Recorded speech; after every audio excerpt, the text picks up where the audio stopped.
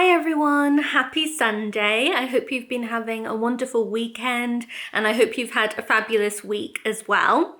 I've got a big book haul for you today, another very bookish video, because in the autumn so many amazing books come out and I've got some in my stack here that I've been really looking forward to getting and I've had on pre-order for months and they finally arrived and I can't wait to share them with you. I've also got some vintage books that I managed to get lately that I'm really thrilled about too. So essentially just a lot of great books to share with you today.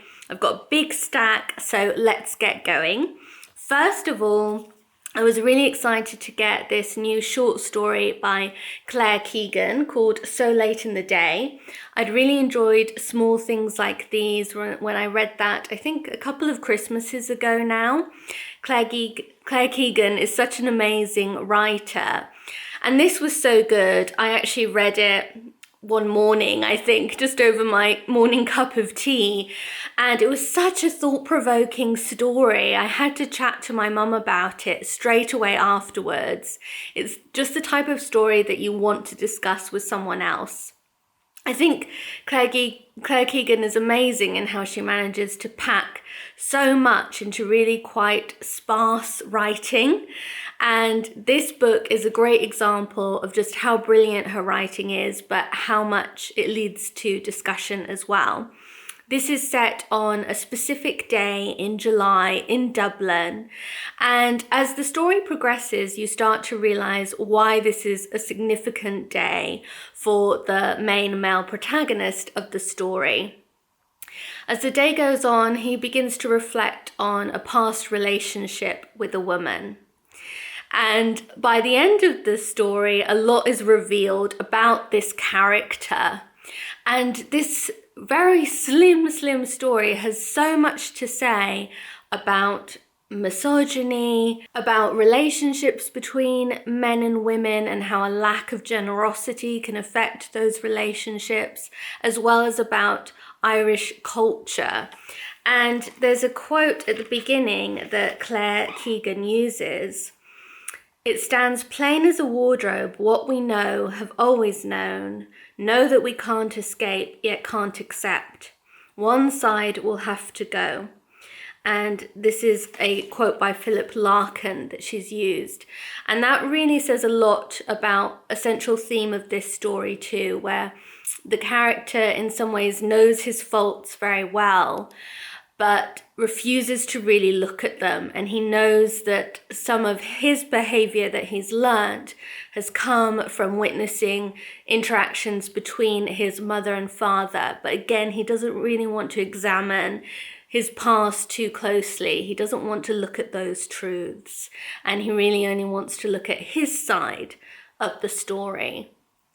My mum actually had a really clever point to make because she also thought maybe Claire Keegan, in using a Philip Larkin quote, was also thinking about one of his most famous poems that goes something like, "They mess you up, your mum and dad." Now, I think it's not mess you up. I think it's actually a swear word, but I'll keep it to mess you up. I'm paraphrasing here for the YouTube video.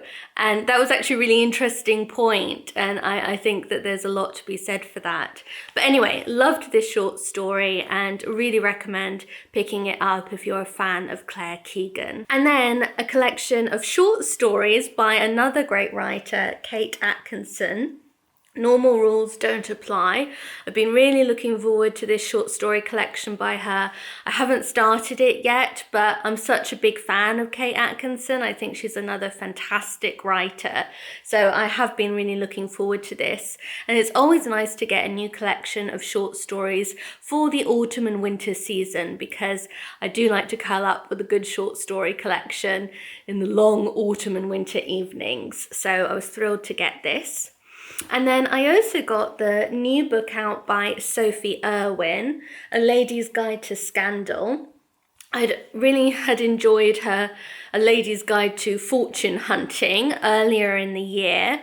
So I had this one on pre-order and I've actually already read it. And it was just a really fun, light read. If you're a fan of Georgette Heyer, then this is kind of in the same style, but it's for really a modern generation and a modern reader. So her heroines are in many respects quite modern heroines, but I love the Regency setting. I love Bath is the setting in this story, which I particularly enjoyed because I just love Bath myself. This, I think, is partly inspired by Persuasion as well, because the main female character has been widowed at a young age and suddenly finds herself reintroduced to a love lost from her past. So there's a definite nod to Persuasion here with a past love returning, the Bath setting, but then there's a real twist to the story because another hero comes on the scene and she quickly finds herself torn between two very different types of men.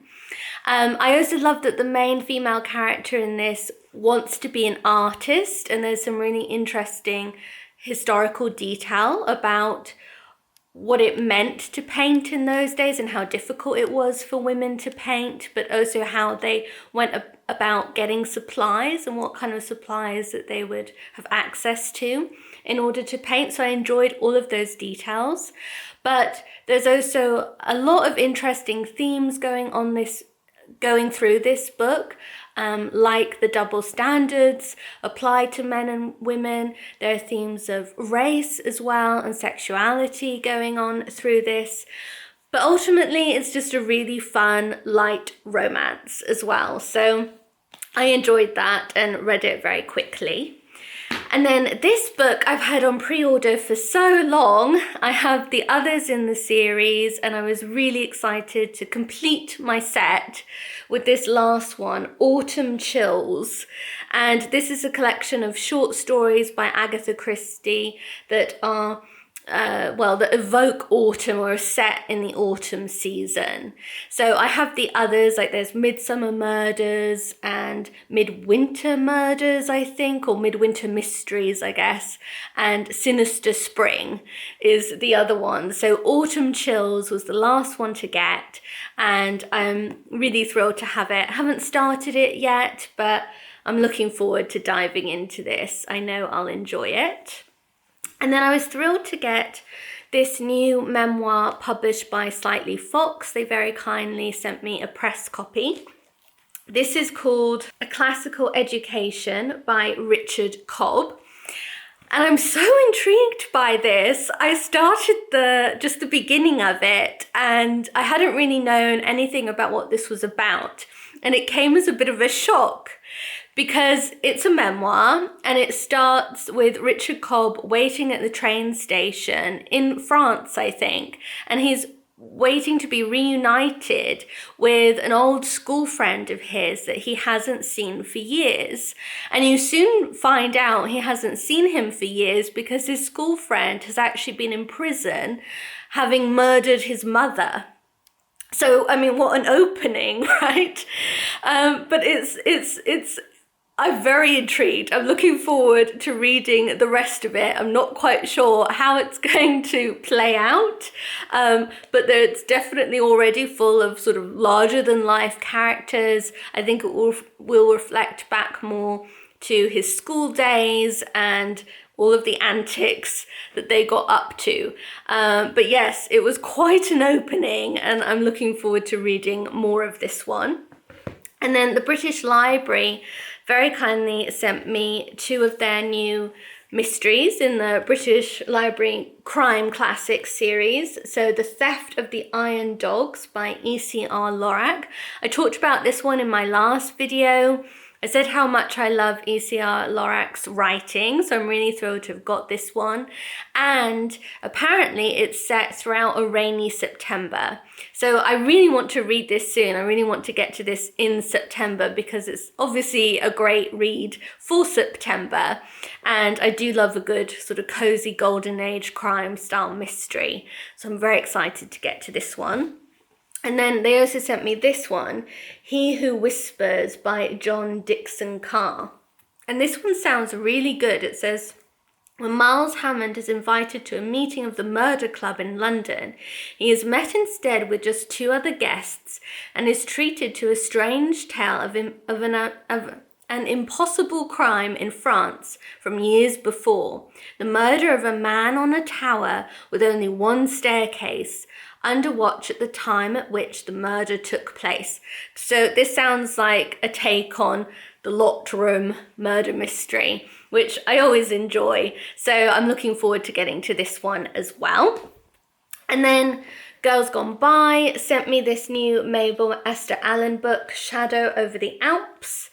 And I really enjoyed it. As you probably know, I take the photos for the Girls Gone By Instagram account, so I get all of their new books, and I'd been really wanting this Mabel Esther Allen one because I loved her books when I was young.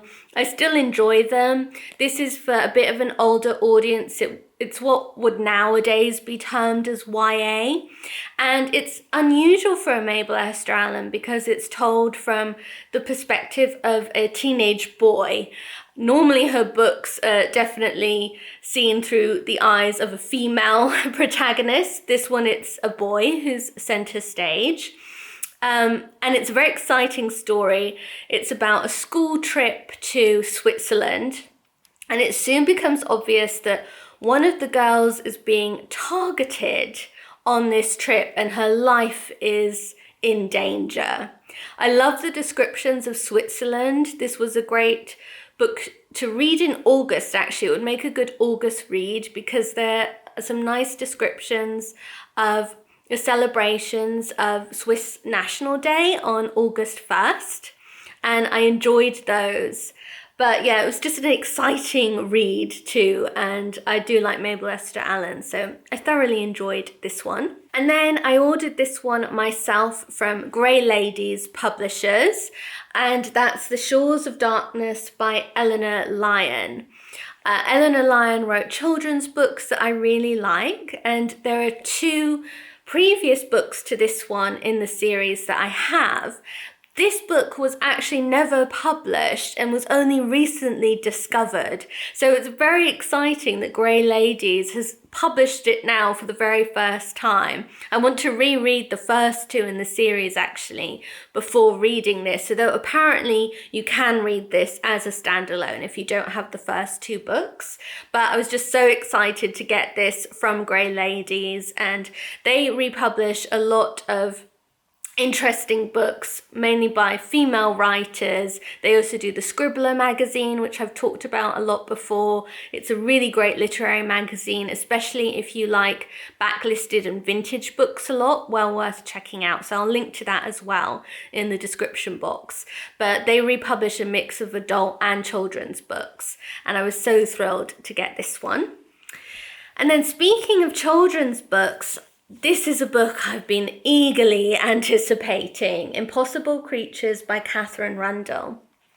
I've heard so much amazing things about this book already, and I mean, the praise has just been off the charts for it. So I'm really hoping it lives up to very high expectations. I mean, she's being talked about as being like the next Philip Pullman, the next J.K. Rowling. So it's been very hyped. I have just started it. I mean, you can see I haven't got very far with it yet. So I'm really only right at the beginning. But so far, I am very much enjoying it. It's really one of those books that sends you completely into another world. And I love the magical creatures that she describes. There's almost like a little glossary of them at the beginning when you can read the descriptions of all of the different creatures that you will meet, I presume, in the pages of her book. And it's just so well done.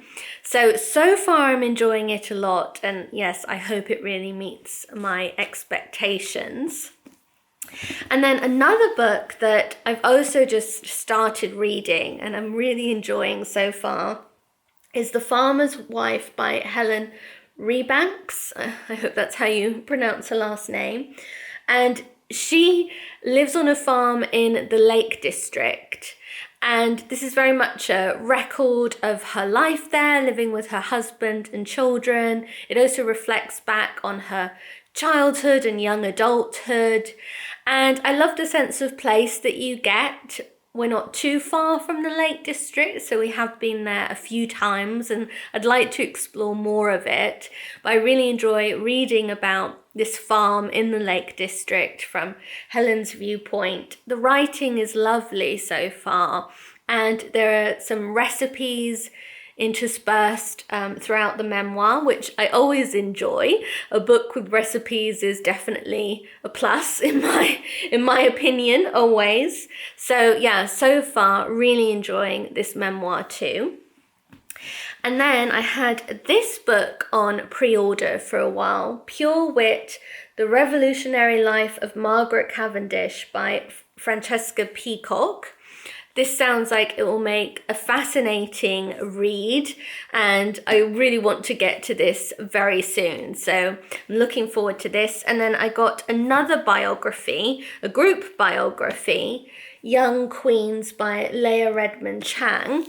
This was actually recommended by someone within my Bookish Almanac community. In fact, I think 2 people said they were reading it in my Bookish Almanac community, and it just really sparked my interest. So I ordered the book myself, and it sounds really good. It's about 3 very important women, Catherine de Medici, and then her daughter Elizabeth, who became Queen of Spain, and then her young daughter-in-law, who would become Mary, Queen of Scots. So it sounds like a really fascinating biography of 3 very extraordinary women, and I'm very much looking forward to getting to this one myself. So yes, I got a few interesting non-fiction books that I'm really looking forward to diving into. Then, of course, one of the huge recent releases lately has been The Fraud by Zadie Smith. This sounds fascinating. I can't wait to get to this one as well. It's a historical fiction novel set in 1873. It says it's based on real historical events. The Fraud is a dazzling novel about truth and fiction, Jamaica and Britain, fraudulence and authenticity, and the mystery of other people. And some real life figures from history also feature in the pages. I think Charles Dickens comes into this story a little bit by the synopsis. That's what it sounds like. And it just sounds like it'll be a really fascinating read. So I'm excited to get to this one as well. And then I also picked up this novel, Second Self by Chloe Ashby, which I'm looking forward to reading. It's about a young woman who, along with her partner, thought that she never really wanted to have children, or that children wouldn't be a part of her life. But I think after the years have gone by, she maybe begins to change her mind, or isn't really sure how she feels about it anymore. And her partner isn't very patient with her about this possible change of mind. She also works in restoration for the National Gallery, and that's really what drew me to this book, as I love books about art, and this sounded interesting. Chloe Ashby herself is an arts journalist, so I think there'll be quite a bit about art sort of woven into this story. So I'm intrigued by it, and I'm looking forward to reading it. And then I was sent this book by the publisher, Gods and Monsters, Mythological Poems. And I think it's got, 150 mythological poems included in this. Classic poems as well as brand new ones. It's illustrated by Chris Riddle with his amazing illustrations. I think it's really well done, and I love the idea of a poetry anthology on this theme. So I was really thrilled to get this one in the post, and I can't wait to flick through it actually and read more. I think it's a great mix of poetry in here, so I was excited to get that. And then I was also sent another poetry anthology by the publisher Batsford, and I was so delighted to get this. This is a poem to read aloud every day of the year, and it's edited by Liz Eisen. I love poetry, as you know. I have a lot of the Batsford poetry anthologies, so I really was thrilled to get this latest one by them. Mum and I actually started looking at it just yesterday evening, and we read a poem aloud to each other, and actually it was really fun. And I read in the press release with this that I think it's actually proven that if you read poetry aloud to someone else or to yourself, it actually does boost your mood and increase happiness levels.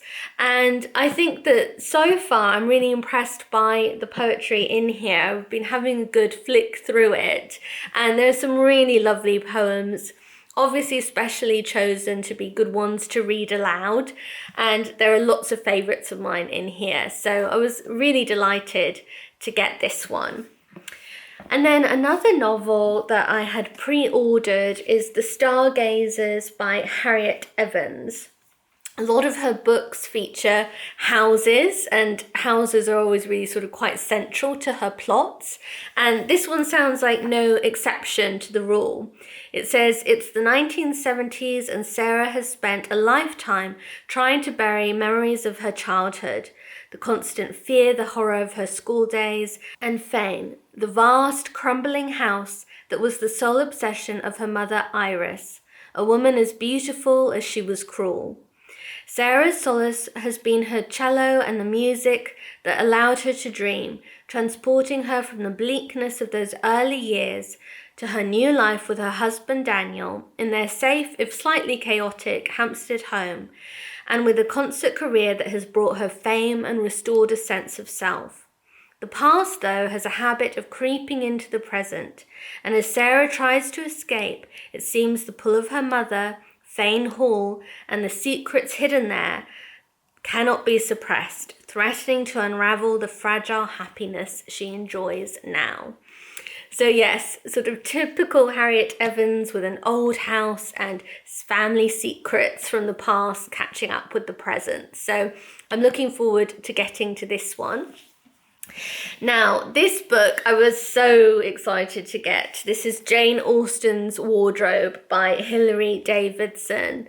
She wrote another brilliant book about the fashion of Jane Austen's time. I reviewed it on my blog and also for Salvage magazine a few years ago. So I was really, really thrilled to get this latest one by her. And this one specifically looks at what Jane Austen wore, and she goes through Jane Austen's letters, picking out all of the references that Jane Austen wrote about the clothing that she wanted, that she had made, that she described to Cassandra and to others. And it's beautifully illustrated with a lot of photographs as well as illustrations from the time that give you some idea of what the clothing might have looked like that Jane Austen is describing. And I've had quite a good look through this already, and it's just fascinating. It's a great book for anyone who loves Jane Austen and who wants to be able to picture what she wore, what her characters might have worn a bit more clearly. If anyone were writing a book set in this time, set in the Regency Georgian world, then I think this would be an invaluable resource to see what people wore. It's just so well researched, really well put together. It's designed that you can go through the book a bit like if you were going through someone's wardrobe. So you don't have to read chronologically through the book. You could sort of just dive into it wherever you want and flick through. And the idea is that it's almost like taking an item out of a wardrobe and learning a bit more about it and then putting it back. So I love that idea. But it's just really fascinating. I can't wait to read more of this properly, because I think it will just bring Jane Austen's life and world that bit more alive to me. I love how it's all very carefully referenced back to her letters too. So it's just fabulous. I'm so thrilled to have got this one. And then I got a few cookbooks because cookbook season is really upon us. There are always so many good cookbooks that come out in the autumn. This was one I really wanted. It's the Plain Cake Appreciation Society by Tilly Pament. She's an Australian cook and writer. Her photography is gorgeous. I mean, it's just all so stunning in this book.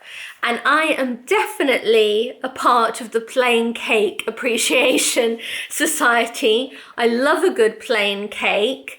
And this book is just filled with lots of fabulous recipes for anyone who loves cake, who loves baking. There's just so much that I want to make and to try from this book.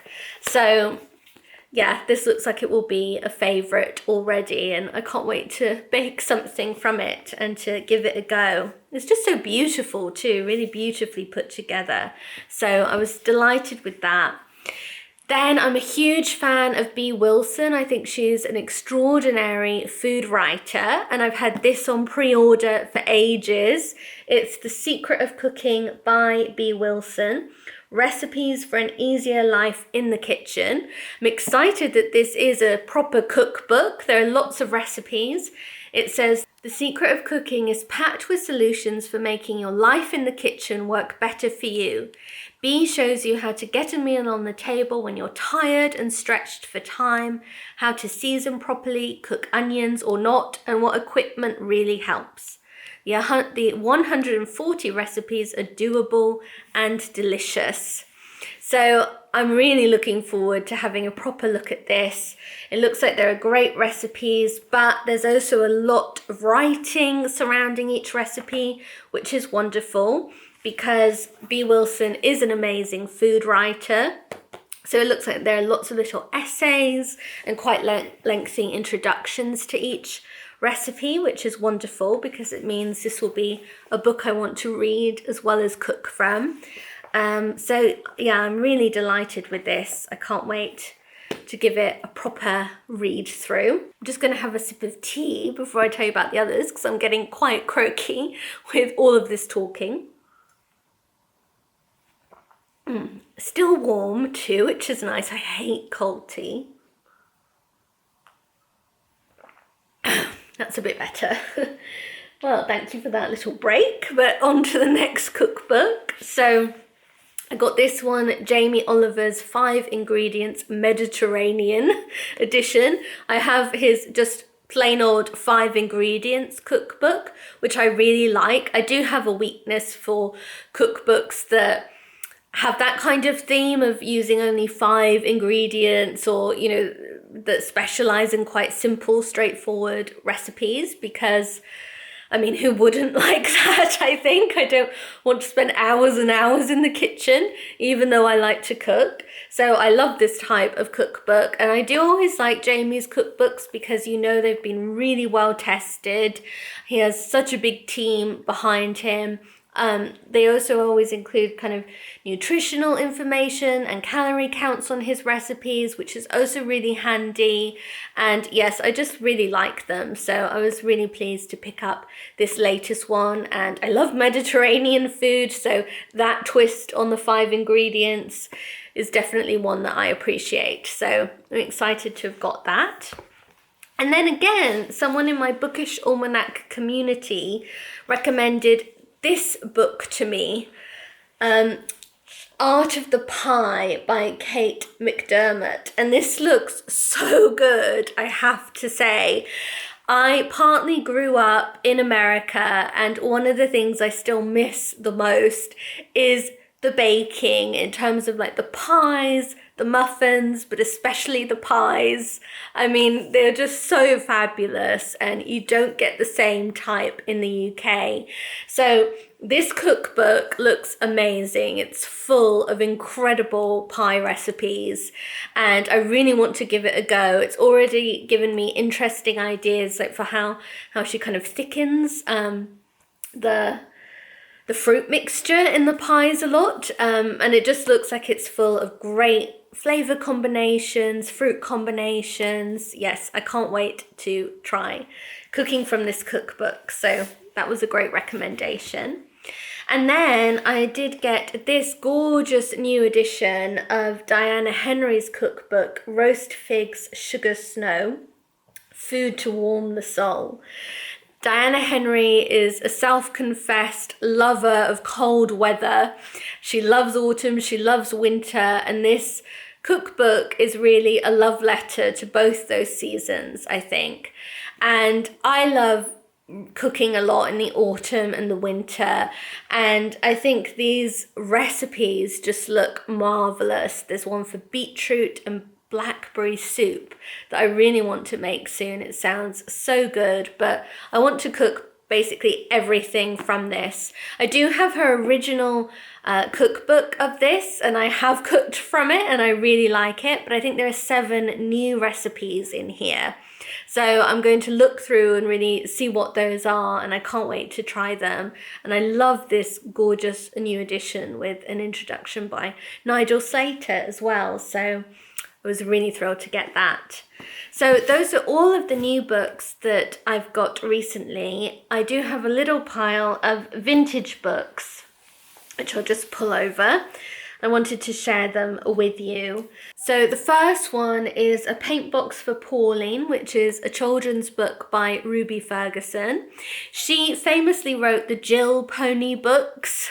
Don't know if any of you would have read those, but I loved them when I was little. She also wrote some very good adult novels, including Lady Rose and Mrs. Memory, which is one of my favourite books that Persephone Books have republished.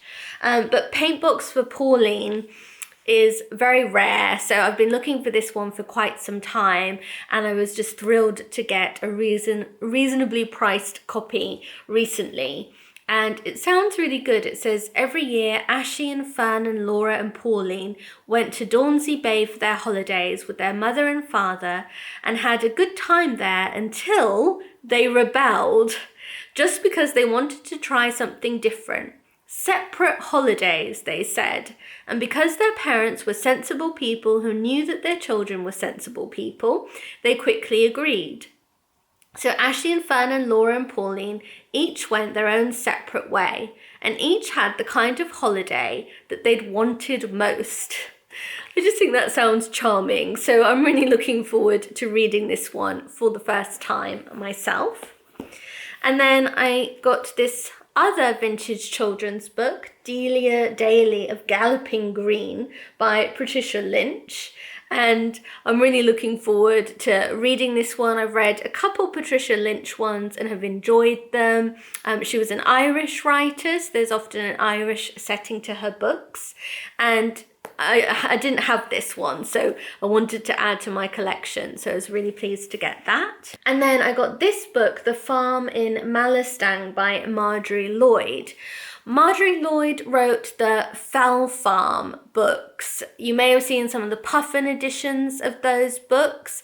I have that full set, and they're very sweet stories, but she also wrote another series, and this is one from that series. They're much harder to find, so I was really pleased to track down a copy. This one just has a photocopied dust wrapper, but I was just so pleased to get a copy at all. So I'm looking forward to reading this because I've never read any from this series. So I'm excited about that. And then I got another Lorna Lewis book. So you may remember Grey Ladies republished one of hers just recently, Tea and Hot Bombs. And I was thrilled to get that one, but it also made me want to look out for others by her. And I managed to find this one, Feud in the Factory. So this is also obviously another one set during World War II, and I'm just very intrigued to read it as well. Then I got a Elizabeth Kyle book.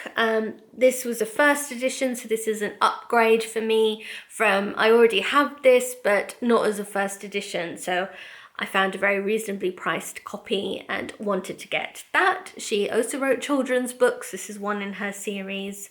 And then I picked up this one, Dreams of Glory by Janet Lambert, who's an American writer.